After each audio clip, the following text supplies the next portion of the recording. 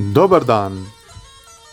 Danas ću snimak posvetiti ženskom imenu Una, koje me je jedna od vas zatražila da ga snimim.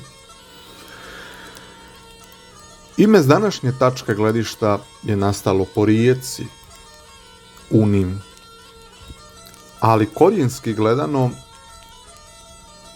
postojala su i duža imena u srednjem vijeku sa korijenom unj, kao što je ime Unjeblag. Korijen riječi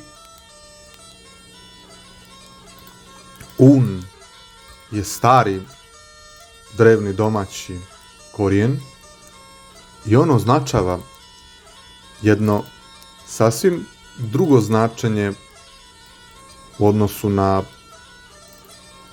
rijeku koja se uzima kao objašnjenje samoga imena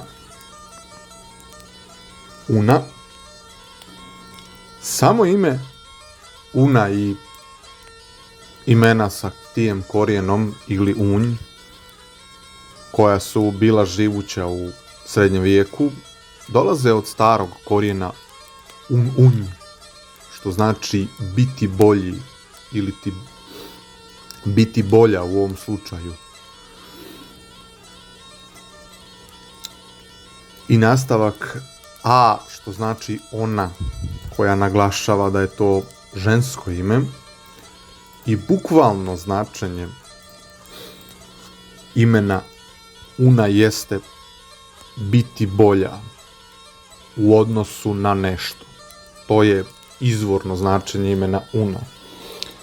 Hvala, do sljedećeg snimka. Zbogom!